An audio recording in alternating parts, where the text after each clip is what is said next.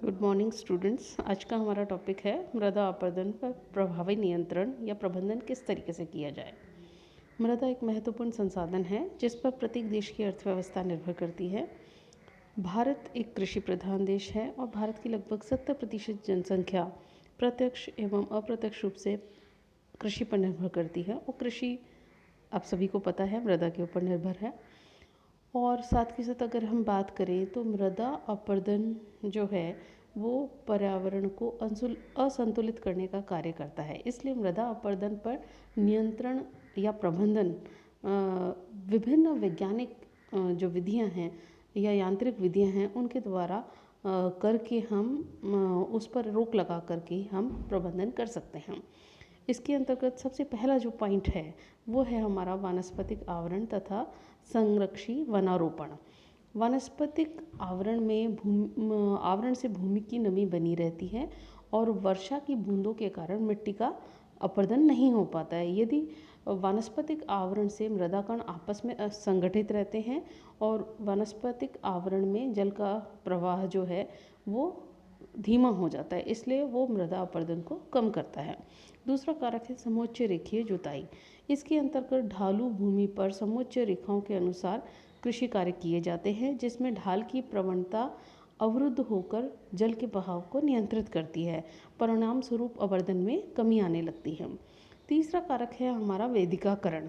वेदिकाकरण यानी जो सीढ़ीदार खेत पहाड़ी ढालों पर बनाए जाते हैं उनमें कृषि की जाती है। उनमें जो सीढ़ीदार खेतों को बनाकर उसमें कृषि कार्य किया जाता है ताकि जो जल है, जल का बहाव है वो रुक रुक कर हो और मृदा वो अपने आप में मृदा को अपरदित नहीं कर पाता है। भारत के अगर क्षेत्रों की बात करें हम तो असम, मेघालय, पश्चिमी बंगाल, हिमाचल प्रदेश, उत्तरांचल में वेदिकाकरण या जैसे हम कहते हैं सीढ़ीदार कृषि को अपनाया गया है। नेक्स्ट पॉइंट है हमारा पलवार बनाना या जैसे हम मल्चिंग कहते हैं। यह विधि वायु व जल अपरदन को कम करती है जिसमें शाक पौधे जैसे दालों के पौधे, सरसों के पौधे आदि के मूल तंत्र सहित तनों के आधार को यानी जो निचला भाग होता है ठूंठ उसको फसल काटते समय उसको पंक्तियों के रूप में छोड़ देते हैं ताकि वो मृदा जो उस मृदा की नमी के वाष्पन को रोकती है और साथ के साथ मृदा को कार्बनिक पदार्थ देती है जिससे कि नमी व मृदा की उर्वरकता का अनुपात निरंतर बढ़ जाता है। नेक्स्ट पॉइंट है हमारा फसल चक्र यानी क्रॉप रोटेशन। इसके अंतर्गत हम खेत के अंतर्गत एक ही फसल को लगातार बोने से उसमें खेत में उर्वरकता का ह्रास होने लगता है।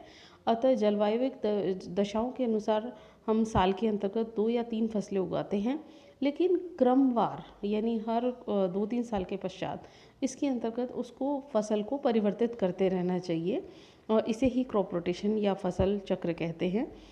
इसमें इस चक्र में कम से कम एक फसल फलीदार होनी चाहिए जिसमें चना, मेथी, मटर, ग्वार आदि जिसकी जड़ों में राइजोबियम की जीवाणु ग्रंथियाँ होती हैं जो वायुमंडलीय नाइट्रोजन के यौगीकरण यानी उसमें हम ये कह सकते हैं नाइट्रोजन को नाइट्रेट में बदल के पौधों को नाइट्रोजन उपलब्ध कराती है, तो वो अपने आप में एक बहुत बड़ा कारक है। फिर नेक्स्ट आ जाता है पट्टीदार कृषि है जिसे हम कहते हैं स्ट्रिप क्रॉपिंग। इस प्रकार की कृषि में फसलों को चौड़ी पट्टिकाओं के यानी स्ट्रिप्स के रूप में उगाते हैं और यह कृषि जो है वो ढाल वाले जहाँ भूमि में ढाल अधिक होता है उन क्षेत्रों के अंतर्गत अपनाई जाती हैं और ये जो पट्टियाँ हैं ये ढलान के अनुसार 90 डिग्री के कोण पर बनाई जाती हैं जिससे कि वायु की दिशा के कोण में बनाई जाती हैं ताकि अधिक मात्रा में मृदा अपरदन को रोका जा सके। नेक्स्ट पॉइंट है हमारा शुष्क कृषि।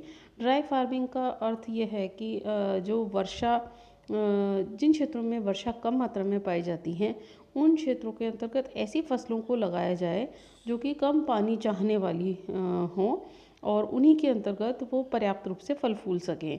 तो और साथ के साथ जब ऐसे क्षेत्र जब वर्षा काल नहीं है तो सूखे पड़े रहते हैं तो उनके अंतर्गत भी उन खुले पड़े स्थानों के अंतर्गत भी घास, चारे, रिजका आदि के बीज डाल दिए जाएं ताकि उस क्षेत्र की नमी है वो बरकरार रहे और मृदा की ऊपरी परत उड़ने ना पाए।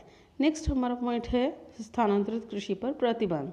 स्थानांतरित कृषि को जैसे हम इंग्लिश में स्लैश एंड बर्न भी कहते हैं, या हम कहेंगे कि पुरातन काल में, अभी तो हमें ये काफ़ी कम देखने को मिलती है, लेकिन फिर भी इसके अंतर्गत कि जंगलों के कुछ हिस्से को काट कर जलाकर साफ़ किया जाता था, उनमें कृषि करके फिर 2-3 साल उसमें कृषि की और उसके पश्चात अन्यत्र स्थान पर कृषक जो है वो चला जाता था। तो इससे भी उसकी मृदा की जो जलाने से मृदा की ऊपरी परत है वो काफ़ी उसकी उर्वरा शक्ति नष्ट हो जाती है। तो अपने आप में इसको भी टोटली बैन कर देना चाहिए या प्रतिबंधित कर देना चाहिए। नेक्स्ट कारक है हमारा पशुचारण पर नियंत्रण।